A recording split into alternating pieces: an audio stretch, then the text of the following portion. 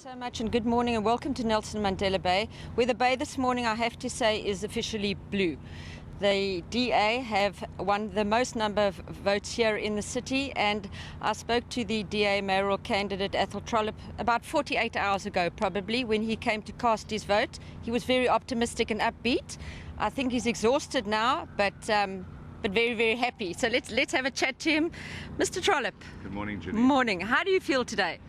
I'm thrilled, Janine. I really am thrilled, not only for myself and for the Democratic Alliance and all the councillors and all the people who are going to be part of this new government in Nelson Mandela Bay. I'm mainly thrilled for democracy. You know, it just is an endorsement of our democracy. We won in Kocha next door to Nelson Mandela Bay. We're going to be the government here in Nelson Mandela Bay. It just shows to South Africans that they actually are the custodians of democracy in this country. And if they want change and vote for change, they can get change. So essentially what's happened, we've got change in Nelson Mandela Bay. It is a beautiful sun-shining day in the middle of winter. It just shows you that we should be a real tourism destination and that the city and this province of ours have got enormous potential. I look forward to exploiting that potential, addressing the issues of unemployment, poor service delivery, and obviously corruption stopped last night at midnight. Mr. Trollip, you won't be able to do it alone. It is going to be a coalition metro. I don't know how I'm going to get it out of you, but can you tell us who you may be looking at? Well, first of all, we're here at the Nelson Mandela Monument at the Donkin in Port Elizabeth, and I was standing here reflecting about the 67 years that represent what Nelson Mandela meant to this city. And I think perhaps it's fitting that in a city of Nelson Mandela, named after Nelson Mandela, who promoted reconciliation, that we have to cooperate with other political parties. I think it's perhaps fitting and maybe God-defined. So we will need some partners, 3 or 4 councillors from other political parties. Obviously, Bantu Holomisa has already said on national TV that Musi has approached him. We're going to need the UDM in our government, and possibly the AIC or the ACDP or COPE. So we will find those partners, we'll include them in our government, we'll cooperate together in the interest of people of Nelson Mandela to deliver better services and to get the city working. And, you know, the EFF is also a big player. They're going to be a significant opposition, and I look forward to being held to account by a vibrant opposition. And we'll have discussions with the EFF to see where they fit into our plans as well, because I really believe in reconciliation. I believe that we're better together. So you will see a government here in Nelson Mandela Bay that will incorporate and harness every single skill that we have in that council to make the city work. Mr. Trollip, you're going to be taking over a budget that runs into millions and an economy that's driven by the motor manufacturing and the 2 ports. But looking at the problems that exist in the Bay, can you maybe just touch on what are the things you're going to tackle first as a priority?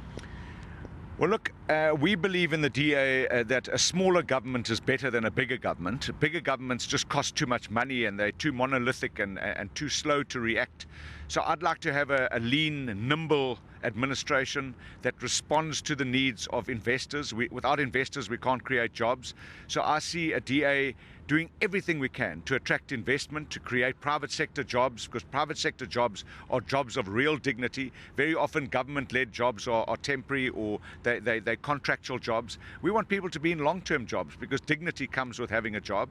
So I see us playing a strong facilitation role with people like the motor manufacturing industry and other industries and the agricultural sector and the tourism sector, so that we can become a city that can exploit and capitalize on our massive advantages. If you look over the city where we are today, there's a port right here. It's been here for years. There's a new port of Kocha. We have an international airport. We have the most beautiful beachfront. We have access to the most beautiful beaches in South Africa. We have the most diverse agricultural production of any other province. We've got tremendous historical attractions that are just totally unutilized. So I think we can make this city work. I think we can make this city a city of destination for people, so that young people don't have to leave the city to find jobs, that they can become part of growing our economy, growing the township economy, addressing the needs of everybody in the city, and then most of all, fixing the city. It is the dirtiest, grubbiest city I've been in, big city. And you know what? We're going to create jobs by cleaning it up. And once it's cleaned up, it's going to look different. I said at the beginning of this campaign a year ago when we launched here that we will transform townships into suburbs.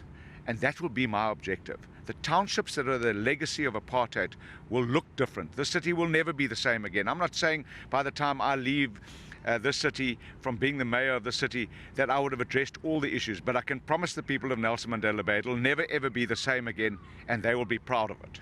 And on another positive note, the rand looking pretty good this morning as well. Isn't that amazing? You know, maybe President Zuma will start understanding just how important political decisions are. Confidence is based on political sanity and stability, and when people start believing in a country or a city, they start investing in it. And when people invest, you can create the jobs that Jacob Zuma promised in 2009 that he didn't deliver because he didn't understand how important it is to have stability and an honest government that is corruption-free, because that's what drives investment, and investment creates jobs, and jobs create opportunity. And once you have those things, you have dignity and prosperity. On a lighter note, can we expect a big DA celebration in the Bay? Look, we're going to have some celebration, but we're not a party of celebrations and wasting money. We're a party of good governance and getting the job done. That's what really drives me. I like celebrating with my friends. I don't like celebrating in public. I don't think it's the right thing to do. There's not enough to celebrate about in the city. So maybe after 10 years of good governance, we'll have a really big celebration, but not now. Mr. Trollip, let's leave it at that. Congratulations again. Okay. Make no mistake, there will be a number of parties who will be keeping a very close eye on the DA and whoever they go into a coalition with to make sure that this metro runs the way it should. From us here in Nelson Mandela Bay, it's back to you in Pretoria.